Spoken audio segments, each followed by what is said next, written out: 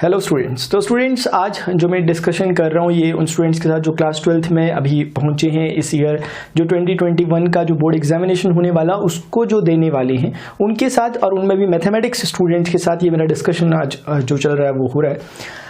इसमें स्टूडेंट्स थोड़ा सा आपको आपके सिलेबस के बारे में बता दूंगा और फिर बात नहीं कि किस तरह से आपको आगे मूव करना है, तो वो मैं आपको बताऊंगा इस क्लास 12th के दौरान, ठीक है ना। देखिए क्लास 12th में बहुत सारे आपको इस 12th के मैथमेटिक्स में आपको बहुत सारी कुछ नई नई ब्रांचेस ओपन होती हुई दिखेंगी। नई नई मैथमेटिक्स की ब्रांचेस यहाँ पर ओपन होंगी, जैसे कि मैट्राइसिस। अब तक शायद आपने देख लिया होगा कि मैट्राइसिस और डिटर्मिनेंट जो आपका है, अलजेब्रा पोर्शन जो आपका है वो एक डिफरेंट ब्रांच है। कैलकुलस डिफरेंट ही ब्रांच कहना चाहिए, वैसे तो थोड़ा सा इसका इस्तेमाल क्लास 11th में हुआ था, आपको लिमिट एंड कंटिन्यूटी वहाँ पर पढ़ाया गया था, लेकिन फिर भी एक तरह से आप शुरुआत से ही इसे पढ़ेंगे। थोड़ा बहुत आपने फिजिक्स में भी पढ़ा हुआ है, लेकिन उस लेवल में नहीं पढ़ा जितना अच्छा आप इस क्लास में पढ़ने वाले और मैथमेटिक्स में पढ़ने वाले। कैलकुलस पोर्शन एक डिफरेंट ब्रांच यहाँ पर ओपन होगी। रिलेशंस एंड फंक्शन, ये इसको आप जानते हैं पहले से क्योंकि क्लास 11th में आपने पढ़ा हुआ था। और एक इनवर्स ट्रिगोनोमेट्रिक फंक्शन, ये एक डिफरेंट ब्रांच है जो आपके पास ओपन होगी। वैसे तो ट्रिगोनोमेट्रिक फंक्शन का ये एक्सटेंशन है एक तरह से। बाकी वेक्टर्स इन 3D, वेक्टर्स भी आपने थोड़ा पढ़ा हुआ है क्लास 11th में, फिजिक्स में थोड़ा पढ़ा हुआ है, लेकिन अगर आप फिजिक्स स्टूडेंट नहीं है तो शायद आपके लिए पहली बार वेक्टर आप देख रहे होंगे। उसमें 3 डायमेंशनल ज्योमेट्री हमने क्लास 11th में देखा था जो कि बहुत कम था, इसलिए ये भी एक बहुत नई और इंटरेस्टिंग ब्रांच हमारे सामने ओपन होगी। उसमें लीनियर प्रोग्रामिंग प्रॉब्लम, ये भी एक डिफरेंट ब्रांच कह सकते हैं इसे, जबकि इसका छोटा सा जो लिंक है वो जुड़ा हुआ है आपका 6th lesson class 11th linear inequality से। बाकी प्रोबेबिलिटी तो हम बहुत पहले से जानते हैं, बहुत छोटी क्लासेस से हम इसे पढ़ते आ रहे हैं अपनी एलिमेंट्री क्लासेस से, लेकिन प्रोबेबिलिटी में जो चीजें आप पढ़ेंगे, जो एक्सटेंशन प्रोबेबिलिटी का आप देखेंगे इस क्लास में, वो एक डिफरेंट होगा, नया होगा, इंटरेस्टिंग होगा। तो कुल मिलाकर अगर कहूं तो इसमें कुछ भी ऐसा नहीं है आपके सिलेबस में जो क्लास 12th में है जो कि कुछ ऐसा हो जिसे पढ़ते समय हमें फील ना आए या फिर हमें अच्छा ना लगे या हम बोर हो जाए पढ़ते समय, ऐसा कुछ भी नहीं है। हर चैप्टर अपने आप में एक नया वर्ल्ड ओपन करता है, ठीक है ना। तो उसी को मैं आपको बता रहा था, ये मैंने आपको ब्रीफली बता दिया इस बारे में। देखिएगा ये जो दी गई हैं ये हैं यूनिट्स। यूनिट्स के अंदर होते हैं चैप्टर्स। एक यूनिट में या तो एक ही चैप्टर या मोर देन 1 और मोर देन 2 चैप्टर्स होते हैं। जैसे मैं आपको बता दूं, रिलेशंस एंड फंक्शन जो आपका पहला यूनिट है, इसमें आपके 2 चैप्टर हैं, 2 चैप्टर हैं। पहले 2 चैप्टर एनसीईआरटी के रिलेशंस एंड फंक्शन और दूसरा वाला इनवर्स ट्रिगोनोमेट्रिक फंक्शन जिसे ITFP कहते हैं शॉर्ट में। अलजेब्रा में आपके पास 3rd 4th चैप्टर है जो कि आपका मैट्राइसिस एंड डिटर्मिनेंट है, और उनके सामने कोरस्पॉन्डिंग मार्क्स लिखे गए हैं उनके, वो 8 मार्क्स का है रिलेशंस एंड फंक्शन, और बाकी आपका जो मैट्राइसिस है वो 10 मार्क्स का है। सिमिलरली कैलकुलस पोर्शन जो है ये अपने आप में 35 मार्क्स का ही पोर्शन है। ऑलमोस्ट 45% आपका जो सिलेबस में 80 में से आता है वो आप समझ सकते हैं कैलकुलस पोर्शन से आता है। ये 5th चैप्टर से लेकर 9th चैप्टर तक जो आपका एनसीईआरटी है ये वहां से लिया गया। ये मैं आपको सिलेबस इसलिए बता रहा हूँ, ये बहुत जरूरी होता है क्योंकि हमारे पास थ्रू आउट द जब हम क्लास में चल रहे होते हैं, अपनी पढ़ रहे होते हैं क्लास में, क्लास 12th में, कौन सी वो चीजें जो आपको ध्यान रखनी चाहिए, जो आपका साथ देगी हमेशा, वो यही 2 चीजें। एक तो आपका सिलेबस और दूसरा है आपके प्रीवियस ईयर पेपर्स। यही 2 चीजें ये आपकी गाड़ी की हेडलाइट्स हैं जो कि आपको बहुत एसेंशियली आपको इन पे वर्क करना चाहिए।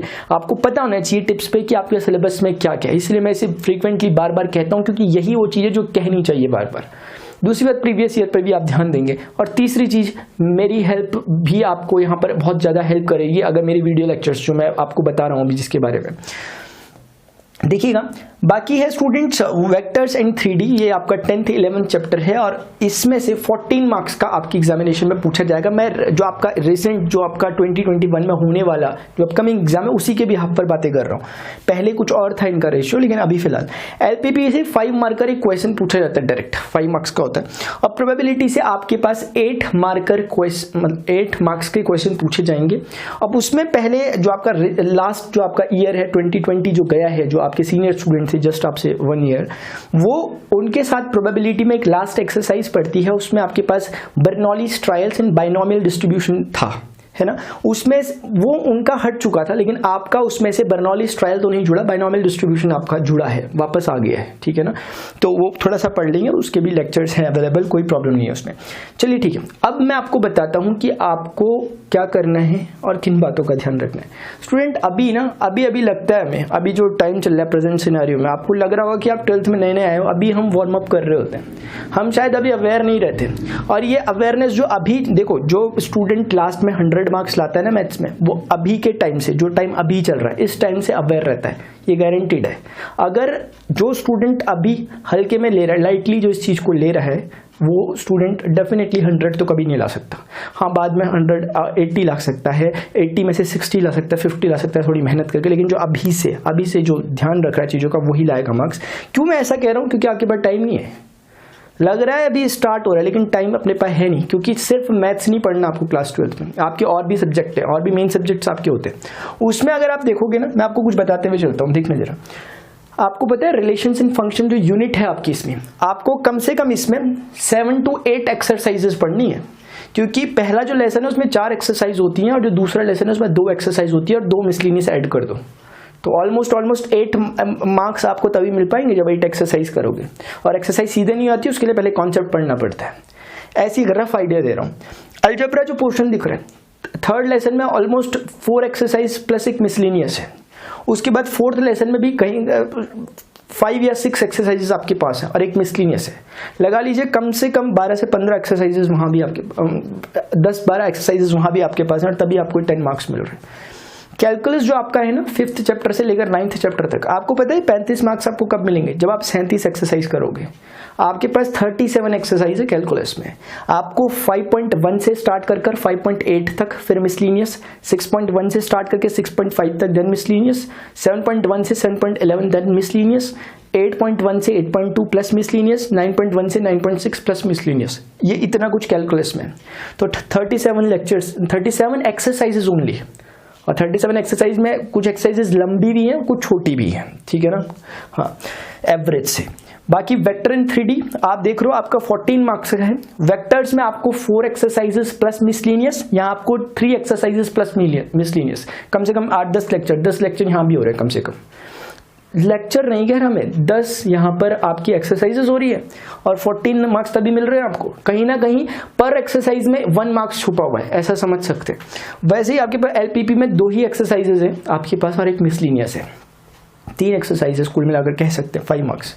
अब इसमें समझ गए 5 से 6 एक्सरसाइज आपके पास है ना, तब जाकर आपको 8 मार्क्स मिलेंगे।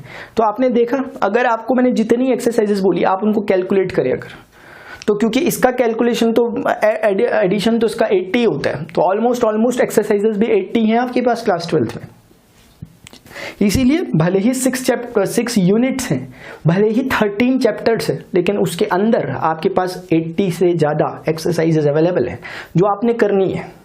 तो आप अब बताएं कि आपके पास टाइम कहाँ है, क्योंकि एक दिन में एक एक्सरसाइज, अगर आप ऐसा सोच के अभी चलते हैं, पॉसिबल है भी नहीं। आप एक बार ट्राई करना एक दिन में कि आप एक एक्सरसाइज कर रहे हो। और कुछ एक छोटी सी बात और ध्यान रखना, जब स्टूडेंट क्लास 12th में नए पहुंचते हैं ना, मैं बताता हूँ आपको क्या बोलते हैं। हर कोई स्टूडेंट जब क्लास 12th में पहुंचता है ना, इस लेसन को पढ़ता है। क्या नाम है इसका? Algebra, matrices determinant. ये लेसन ऐसा है ना कि अगर इसे हम 8th क्लास के बच्चे को भी पढ़ाते हैं, वो भी सीख जाएगा इसे, क्योंकि इसमें कुछ नहीं है, ये लॉजिकल सब्जेक्ट है, ये एक रीजनिंग टाइप है बस। इसमें कोई मैथ्स में ही रखा गया है इसे, लेकिन इसमें वैसा मैथ्स नहीं है। असल मैथ्स जो क्लास 12th में चलने वाली है वो नहीं है इसमें, क्योंकि majority of mathematics of class 12th वो यहाँ पर लाई करता है कैलकुलस में। उसके बाद फिर ये वेक्टर 3D जैसे चैप्टर होने के लिए तो सारे ही, लेकिन फिर भी मैं कह रहा हूँ ज़्यादातर हम ये फील करवाते हैं हम क्लास 12th में। इसलिए मैट्रिसेस डिटरमिनेंट को देखकर ना स्टूडेंट कभी कभी ना लेजी हो जाते हैं स्टार्टिंग में, उन्हें लगता है यही है 12th की मैथ्स।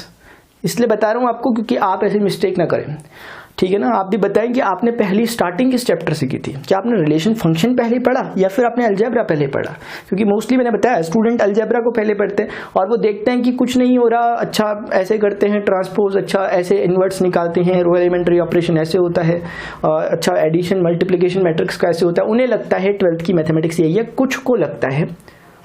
फिर धीरे धीरे तो पता चल ही जाता है कि मैथ्स है क्या, फिर देर हो जाती है, फिर, है ना। तो इसीलिए ध्यान रखना मैथ्स आसान है बहुत ज़्यादा क्लास 12th की, है ना, लेकिन ये तब आप कहोगे जब आप पूरी फिनिश कर चुके होगे, जब आप पूरी फिनिश करोगे। ऐसा नहीं कि एक आध चैप्टर उठाया हमने और हमने कह दिया कि मैथ्स आसान है और उस चक्कर में अपना टाइम हमारा स्पॉइल हो रहा है ना। तो इस बात का आपको ध्यान रखना है इसमें। अब आप क्या करें वो मैं आपको बताता हूँ। देखो स्टूडेंट, मैंने वीडियो लेक्चर्स बनाए हैं क्लास 12th मैथमेटिक्स के, कंप्लीट फोकस मेरा उस पर था। वैसे तो मैंने क्लास 11th फिजिक्स मैथ्स और ये केमिस्ट्री और 12th फिजिक्स मैथ्स, ये इन पर मैंने वीडियो लेक्चर्स बनाए। अभी तक 706 वीडियो लेक्चर आई थिंक इस डेट तक है, इसके बाद बढ़ जाएंगे बहुत ज़्यादा। उसमें सबसे ज़्यादा जो वीडियो लेक्चर्स की परसेंटेज है वो आपकी क्लास 12th मैथमेटिक्स का है। इससे पहले, आपसे पहले बहुत से स्टूडेंट ने इससे बहुत ज़्यादा प्रॉफिट लिया, ठीक है ना। मैं सिर्फ इसीलिए कह पाता हूँ क्योंकि वो स्टूडेंट कहते हैं तो मैं उनकी बात को आप तक कन्वे कर रहा होता हूँ बार बार, जब मैं कह रहा होता हूँ कि फ़ायदा उठाए, ठीक है ना। तो वो कहते हैं स्टूडेंट कि इंफॉर्मेटिव रहा, देर में हमें लेक्चर मिले, पहले मिल जाते हम और अच्छा कर लेते, अभी भी हमने अच्छा किया। 100 भी बहुत सारे स्टूडेंट 80 आउट ऑफ 80 मार्क्स भी लाए हैं इस साल का, तो उन्होंने बताया है, प्रेडिक्शन है, अभी रिजल्ट नहीं आया, लेकिन इससे पहले साल भी लाए हैं, ठीक है ना। तो वो एक बात है। इसीलिए मैं क्या कह रहा हूँ कि मैंने इन पर ये जितने लेसन्स आपको दिखाई दे रहे हैं, जितनी यूनिट, जितनी मैंने एक्सरसाइज उसके नाम लिए अभी, वो सभी पर वीडियो लेक्चर्स बने। ऑलमोस्ट कहने का मतलब ये है, अलजेब्रा को मैंने शुरुआत में पहले इसीलिए छोड़ा था, बहुत पहले जब मैं वीडियो लेक्चर्स बना रहा हूँ उससे मैंने अलजेब्रा को छोड़ दिया था क्योंकि मैंने थोड़ा मिड से पढ़ाना स्टार्ट किया था, इसलिए मैं अपना, ताकि सिलेबस पूरा हो जाए बच्चों का, इसलिए मैंने अलजेब्रा को उस समय छोड़ा था ताकि ये ईजी चैप्टर्स की कैटेगरी में रखकर ऐसा करके छोड़ा था मैंने उसे। इसलिए अलजेब्रा में अब 3rd चैप्टर भी हो गया, बस 4th चैप्टर एक बचा हुआ है, वो भी मैं बहुत जल्दी कर दूंगा, तो कुछ नहीं बचेगा आपका यहाँ से लेकर यहाँ तक में, है ना। तो इसीलिए स्टूडेंट आप इस चैनल में प्रणव पांडे PRANAV इस पे अभी तक 700+ वीडियो लेक्चर्स बन चुके हैं। और मैं आपको एक ओपनली एक बात भी कह देता हूँ, वो बात ये है कि जितने वीडियो लेक्चर्स मेरे डिटेल में हैं और जिन बातों का ध्यान रखा गया वो भी सुन लें।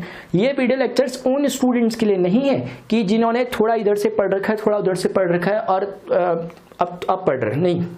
ये वीडियो लेक्चर्स उनके लिए जिन्होंने कुछ भी नहीं पढ़ रखा। और ऐसा नहीं बोल रहा कि मैं बेसिक लेवल में, मैंने यहाँ से स्टार्ट करके यहाँ तक खत्म किया है ना।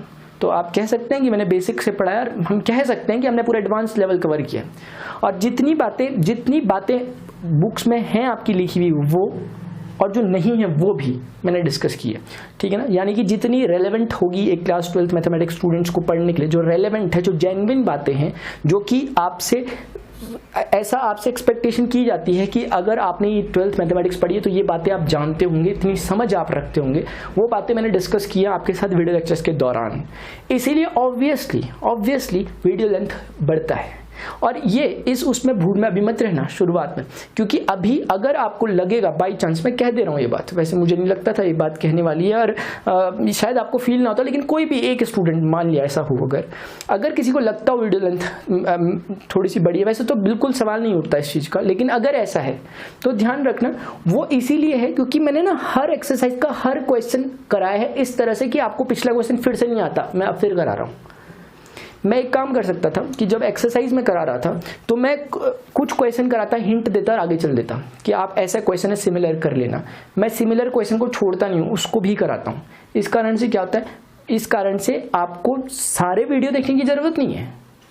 देख रहे हो बहुत अच्छा, लेकिन आप ये ध्यान रखना कि मैंने हर क्वेश्चन को कराया, क्योंकि इससे होता ही है ना स्टूडेंट, मैं डिसाइड नहीं कर पाऊंगा कि कौन सा क्वेश्चन इजी है कौन सा टफ है।